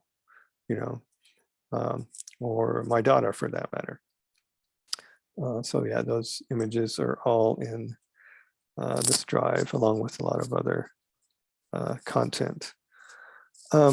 So before we dive into Bordo, I do, since I'm here, I do want to mention a little bit of background in terms of the corset. So as you can see in these Virginia Slim cigarette ads that go from over here on the left to these women and would be roughly the 1800s to the sort of modern woman with no kind of tight-fitting corsetry, with their slogan, "You come a long way, baby." It was the physical oppression of women that began much earlier than the Victorian era, but became kind of symbolic and emblematic of the Victorian era, with all of these kind of corsetry ads and wearing, right? So this is something that Bordo talks about the literal restriction of the body that is part and parcel of systems of oppression that are typically governed by men, right? All of these torture devices that are supposed to, make you have the hourglass figure, right? So let's look at Bordo here. among the founders of body studies, or what we call somatic studies, soma being body. Susan Bordo stands out for her work's close attention to the ways that cultural images and expectations shape how both sexes understand a female as desirable, quote unquote. So the question that I ask for, where is it? Number 5, module 5. Letter C about Bordeaux is really kind of through the lens of Lacan's idealized I, right? So as a reminder, the idealized I, right, is for Lacan this realm of the imaginary that is in the child's head when he or she first recognizes themselves in the mirror and becomes aware that they are, separate from other human beings, right? That, they can see their arms and legs, but until they see their entire body moving in a mirror, they work out like you might say a cat do. They work out like, oh, like, I am my own autonomous self. But so what I say here in the question is Bordeaux argues that weight loss, exercise, images in media and films and advertising and eating disorders, such as anorexia and bulimia, are, in her famous phrase, crystallizations of culture that are the manifestations of deeply rooted power structures. And we'll talk more when we get to Marxism next week or so about these power structures. But they certainly pervade all kinds of art, television and film and print material, like I mentioned with Cameron a moment ago. That is to say, bodies, particularly women's bodies, are co-opted by networks of power that restrict and deny human subjectivity and self-empowerment. If she is right, then how might her theory of how bodies are shaped, and like literally shaped, in our culture be read through or against Lacan's lens of the imaginary mirror stage category when we develop the idealized I or idealized sense of self? So first you have to understand what she's talking about and then kind of think about how it does or does not reflect or reinforce Lacan's notion that, we are our own individual subjective selves, which is what he says. Looking at what Bordeaux has to say here.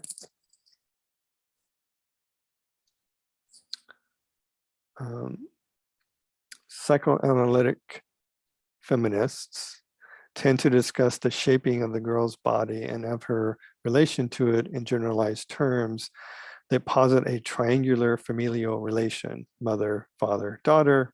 I think of Freud last time and, Dora, this dream of Dora, and an overarching patriarchal law, the law of the father, compulsory heterosexuality, or the incest taboo.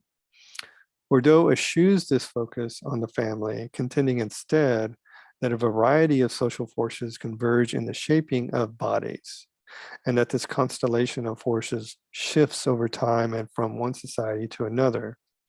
The decline in hysteria and the recent rise of anorexia and bulimia. Remember, anorexia is a kind of willful, starving of oneself to not gain weight, and bulimia is a sort of binge and purge.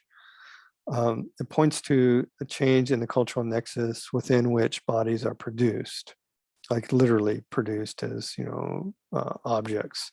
Like others who adopt a social constructivist position, Bordeaux argues that the body does not have a fixed and enduring nature. Bodies are plastic and change in response to the social demands placed on them. Again, think of the corset, right? Literally, demands placed on the physical body.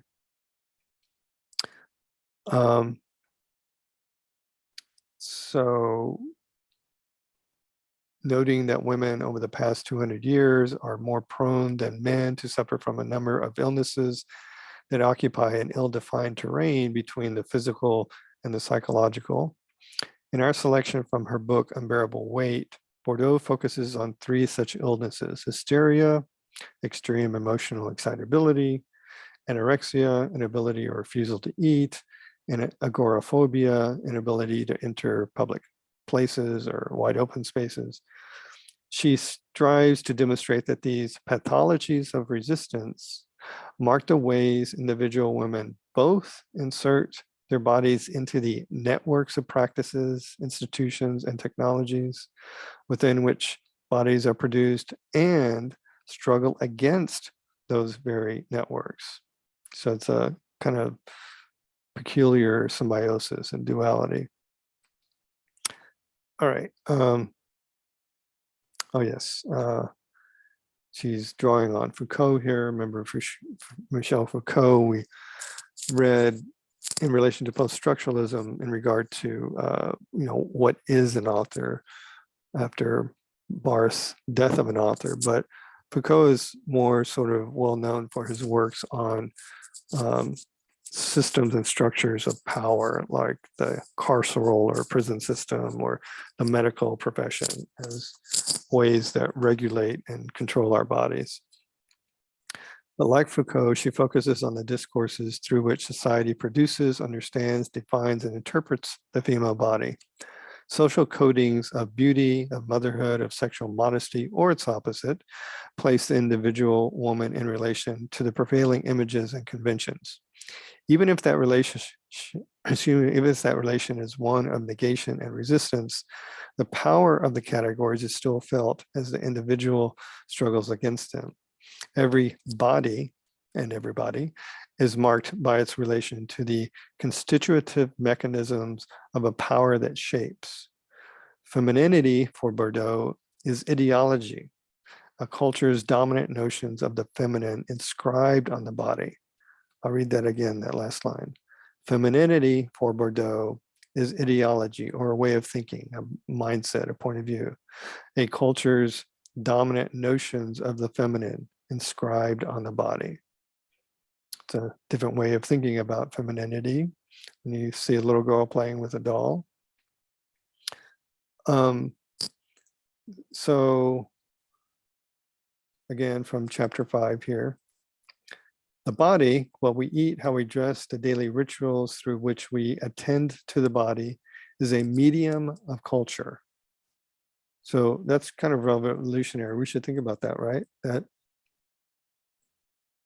your body, our body, human bodies, are no different than, a ballet, a painting, a novel.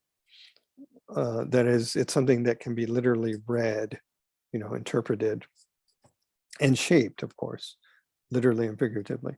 The body, as anthropologist Mary Douglas has argued, is a powerful symbolic form, a surface on which the central rules, hierarchies, and even metaphysical commitments of a culture are inscribed and thus reinforced through the concrete language of the body.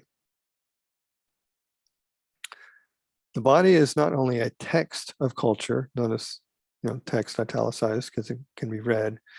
It is also, as anthropologist Pierre Bourdieu and philosopher Michel Foucault, among others, have argued, it is a practical, direct locus of social control. Banally, or banally, through table manners and toilet habits, through seemingly trivial routines, rules, and practices, culture is made body, as Bourdieu puts it, converted into automatic habitual activity. As such, it is put beyond the grasp of consciousness, untouchable by voluntary, deliberate transformations. Our conscious politics, social commitments, striving for change may be undermined and betrayed by the life of our bodies, not the craving, instinctual body imagined by Plato, Augustine, and Freud, but what Foucault calls the docile body, regulated by the norms of cultural life. And this docile body that he writes about in Discipline and Punish and the History of Sexuality, Foucault's very famous works, is that, our bodies, particularly women's bodies, become docile because they are regulated from an early age and throughout life, right? That, not just the corset, but, every little tiny fad, oh, I should buy this kind of shoe or that kind of jeans or this purse or this type of makeup or so on, right? It is, your body is being regulated when you literally and figuratively buy into that. Not chiefly through ideology, but through the organization and regulation of the time, space, and movements of our daily lives. Our bodies are trained, shaped, and impressed with the stamp of prevailing historical forms of selfhood, desire, masculinity, femininity, right? Pretty perceptive, regardless of, which gender you identify with. As in some ways, no escaping it, unfortunately. Through the pursuit of an ever-changing, homogenizing, elusive ideal of femininity, because, what is femininity anyway, but a social construct that changes over time by the hegemony or power structures, a pursuit without a terminus that's always, evolving, requiring that women constantly attend to minute and often whimsical fashions and change. Female bodies become docile bodies, bodies whose forces and energies are habituated to external regulation, subjection, transformation, improvement, in quotation marks. Through the, think of dieting, right? Through the exacting and normalizing disciplines of diet, makeup, and dress, central organizing principles of time and space in the day of many women, right? Of yoga, of, picking out outfits, of putting on makeup, of, men wonder, why does it take women so long to get ready? Well, because they are conforming to this, regulation of the female body. Through all of these things, we are rendered less socially oriented and more centripetally focused on self-modification, because you're doing it to yourself, typically, right? Although as a child, it's done to you, but you carry on as an adult. Centripetally is the opposite of centrifugally, right? So instead of inward to outward, centripetally is outward to inward. And thus, a cause for concern, especially among women, girls and women with eating disorders. In newspapers and magazines, we daily encounter stories that promote traditional gender relations and prey on anxieties about change. Stories about latchkey children, abuse in daycare centers, the new woman's troubles with men, her lack of marriageability, and so on. A dominant visual theme in teenage magazines involves women hiding in the shadows of men, seeking solace in their arms, willingly contracting the space they occupy. The last, of course, also describes our contemporary aesthetic ideal for women, and ideals whose obsessive pursuit has become the central torment of many women's lives. I mean, this is so rife in so much of our television today. She goes on to say,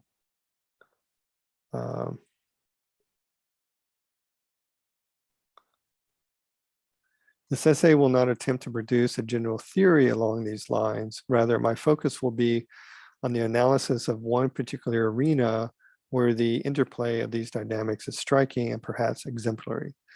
It is a limited and unusual arena, that of a group of gender-related and historically localized disorders, hysteria, agoraphobia, and anorexia nervosa.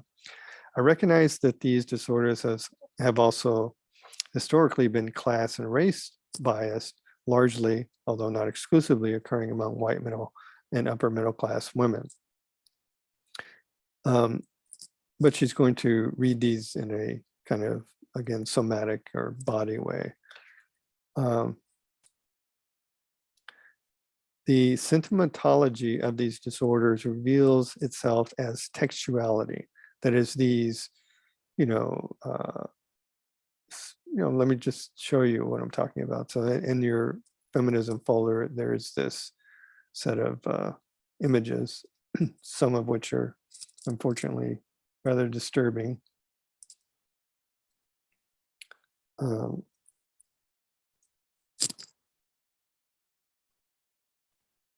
This is anorexia willingly not eating. An ad in, I think this is Portugal, of what, liposuction and products that are supposed to mimic liposuction do to the body. Of that somatic or body dysphoria of, when an anorexic person looks in the mirror and they still think they're heavy, but in fact they're, just the opposite, like this, right? That's the sort of pathology of it, if you will, right? Which really does manifest itself into real people. And I'm not sure why these are thought of as desirable, but that's the effect that anorexia can have, right? This is actually an ad in Europe, right? Sort of saying no anorexia, like no Lolita. The idea of Lolita, right? That kind of, cute little delicate girl that we find in Nabokov's novel. But they're saying no to that, right? And one of the Olsen twins is famously anorexic. And it stems from, of course, an early age, when you have these unreal expectations of female bodies shoved in front of a young girl in the form of a Barbie doll, where on the right side here, the proportions of a Barbie doll versus the sort of maybe average normal proportions of a female, right? That no human female typically looks like this, right? Regardless of what skin tone color the Barbie has. So this is part of what she's talking about, media and fashion and things that, pervade lives of young girls. And we as adults, kind of reinforce this. This is a, woman in the Renaissance with a corset, right? To try to get that form. As I was mentioning earlier with corsets, it's Edgar Allan Poe portrait. The famous, corseting scene in Gone with the Wind, with Mamie here lacing up Scarlett O'Hara's corset. Madonna on stage wearing a corset, as though, that's a fashionable item to wear on the outside. But, you can wear a corset if you want. It's not forbidden. But just keep in mind that in Bordo's notion, whether you are thin or heavy, if you're wearing a corset or items are, including high heels, you're willingly buying into being that docile body that's there to be regulated, right?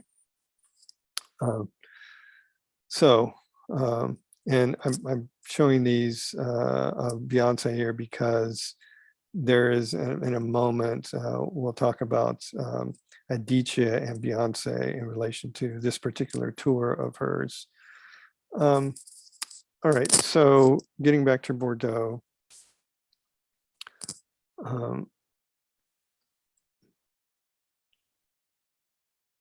She says, the 19th century lady was idealized in terms of delicacy and dreaminess, sexual passivity, and a charming, labile, and capricious emotionality, which you find in many, many novels.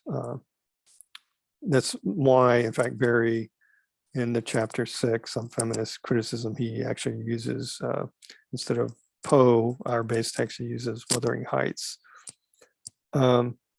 So doctors describe what came to be known as the hysterical personality as impressionable, suggestible, and narcissistic, highly labile or, changeable. Their moods changing suddenly, dramatically, and seemingly for inconsequential reason, egocentric in the extreme, essentially asexual and not uncommonly frigid. All characteristics normative of femininity in this era. As Elaine Showalter, another famous feminist critic, points out, this term hysterical itself became almost interchangeable with the term feminine in literature of the period.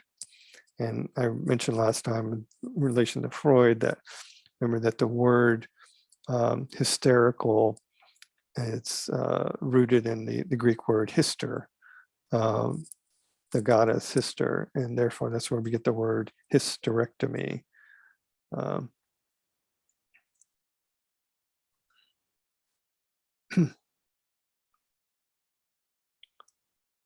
It's not showing it there, but it is there.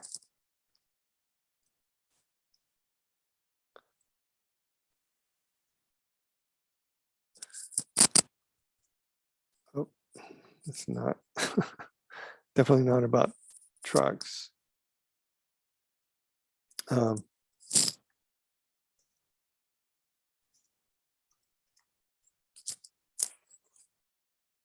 No, not. Well, I'll have to come back to this term. So where is it? There's a section.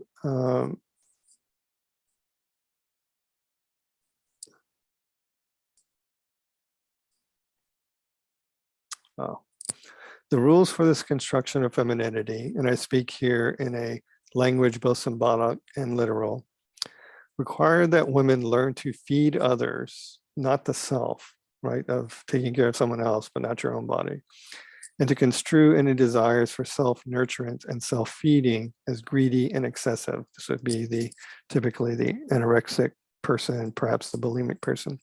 Thus, women must develop a totally other-oriented emotional economy. In this economy, the control of female appetite for food is merely the most concrete expression of the general rule governing the construction of femininity. That female hunger for public power, for independence, for sexual gratification cannot be contained, and the public space that women be allowed to take up be circumscribed, limited, right? That, don't take up space, be small, literally and figuratively.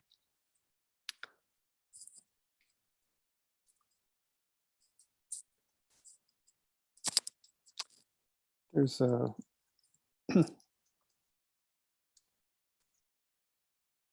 section here that speaks to what she's talking about. So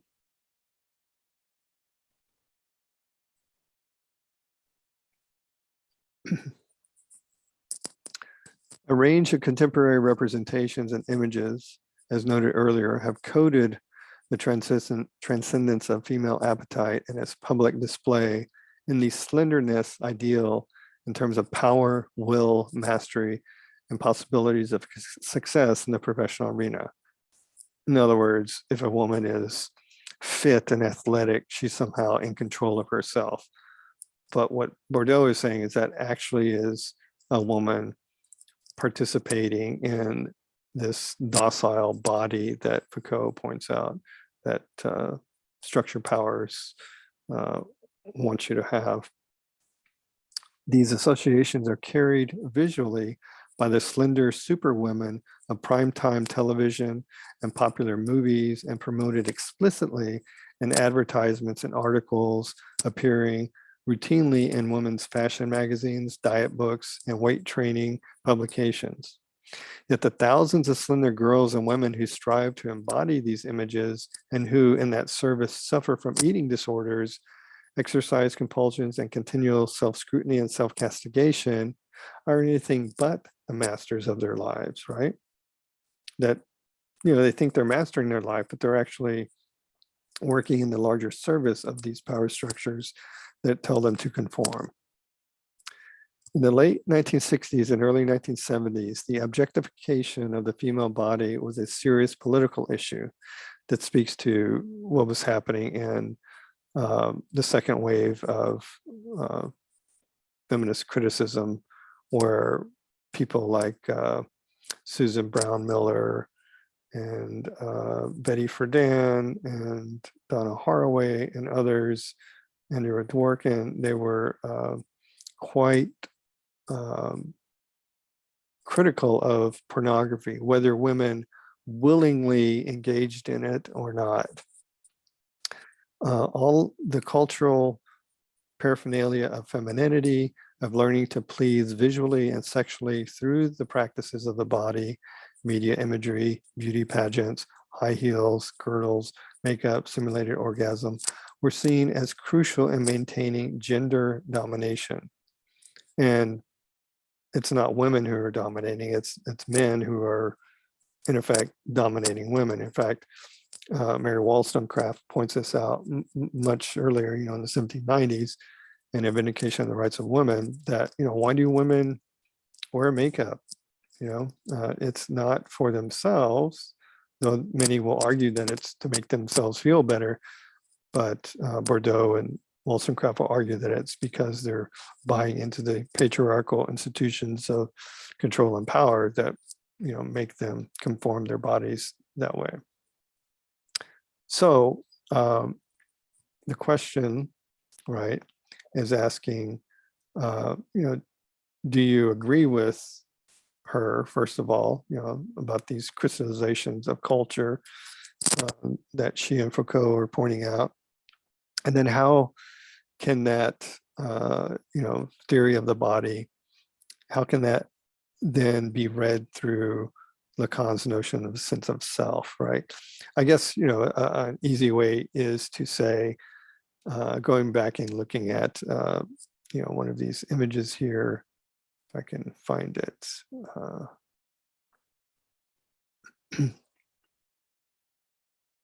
Where the person is looking at themselves in the mirror. So on the one hand, do you agree with Bordeaux that there are systems, structures of power that cause women to shape their bodies literally and figuratively to conform to this idealized notion of femininity that, of course, changes over historical time? And two, if you agree, then how does that notion that there are these outward kind of systems of structures of power, religion and your family and your people telling you how to dress and what not to wear, how does that form your sense of your own subjectivity or your own self regarding Lacan's notion of what he calls the idealized I, of seeing yourself in the mirror and recognizing that you are your own autonomous entity? And then the last question is in relation to Nigerian novelist Chimamanda Ngozi Adichie and Beyoncé. So here's the deal. Everyone probably knows who Beyoncé Knowles is. Not everyone may know who Chimamanda Ngozi Adichie is, but what happened chronologically is that Adichie gave this TED Talk, stands for Technology, Education, Design, and it was entitled "Should We All Be Feminists?" which is what this is right here. You have this in your folder, feminist folder. And then about the same time, Beyoncé uses some language in her tour I believe it was the, oh gosh, I'm trying to remember which tour it was. I have it right here. It was 2013. Anyway, whatever. Oh, yeah, it's the Partition tour. So in this transcription of an NPR interview, they talk about how Beyoncé, has used the actual language in the song Flawless of Adichie in the background of this Jumbotron on stage, right? So right here, one of the interviewers says on her new album, she takes her feminism, that is Beyoncé takes her feminism one step further. She samples a TED Talk by a Nigerian author, Chimamanda Ngozi Adichie, and then they have a soundbite of the song Flawless. And you may have heard this, in the song Flawless, in the background, you can hear Adichie saying, "We teach girls that they cannot be sexual beings in the way that boys are. Feminist, a person who believes in the social, political, and economic quality of the sexes."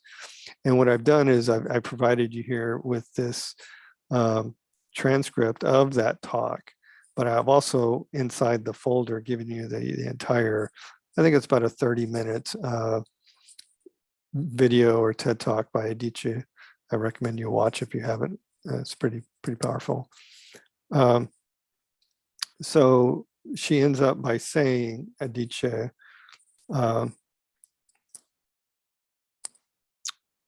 that she, reads the dictionary, right? And the dictionary says, feminist, a person who believes in the social, political, and economic equality of sexes. However, that's the dictionary definition. She says, here's what I want it to say.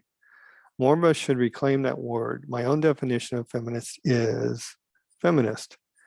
A man or a woman who says, yes, there's a problem with gender as it is today, and we must fix it, we must do better. And she gives, in this talk, some anecdotes about her own life, about how she is constantly belittled and demeaned. Now, having grown up in Nigeria, where it's very patriarchal, of like, let me give you an example of, her giving money to someone or trying to give money to someone.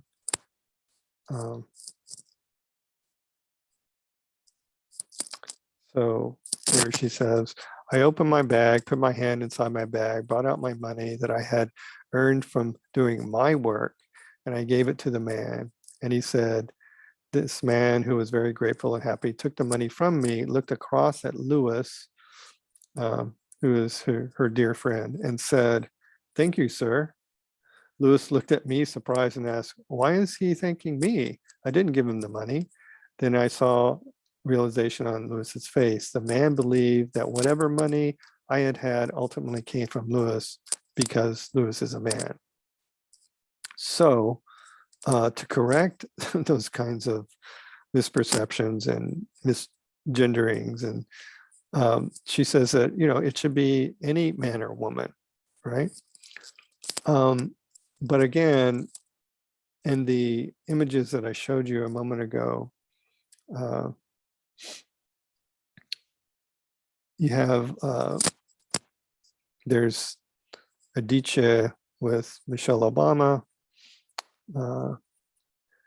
Here, Beyoncé on stage, and this Jumbotron behind her is flashing the words of Adichie across the screen while you also hear Adichie's voice as the music is playing, right?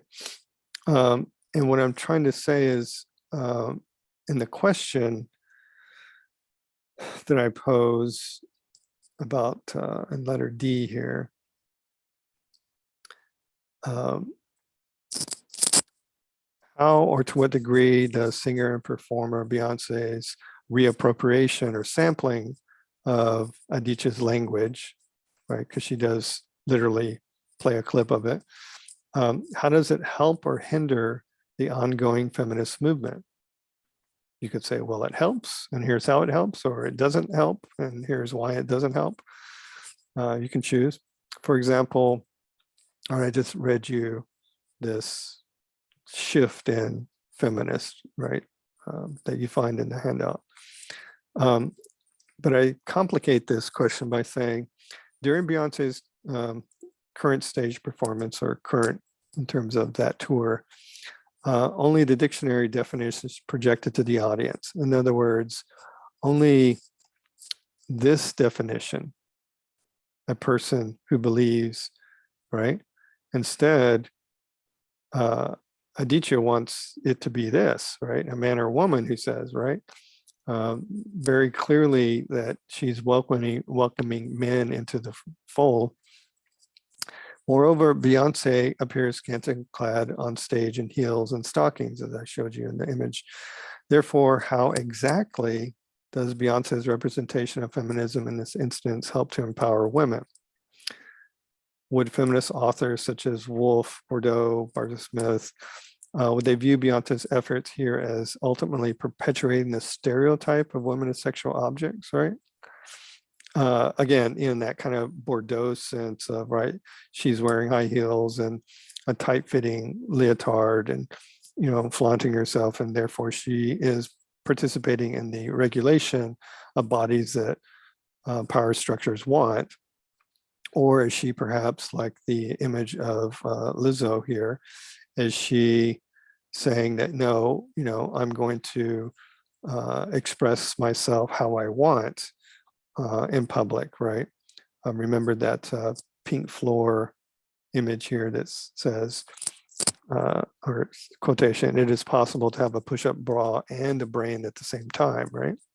Which of course is true. So, you know, you can answer that question or not, but I'm just asking you to think of it in kind of the broader context of how women's bodies in relation to Bordeaux are being, you know, socially constructed and continue to be socially constructed, right? And I think, folks, with that is the last, yeah, these two are the last readings here. The transcript of the interview about Beyonce and the transcript of Adichie's TED Talk are both, again, in the folder. So, all right, I think that's about it, folks. And I'll have this up today or tomorrow, and it'll be due a week, roughly a week from today. So take care, folks, and talk to you next time.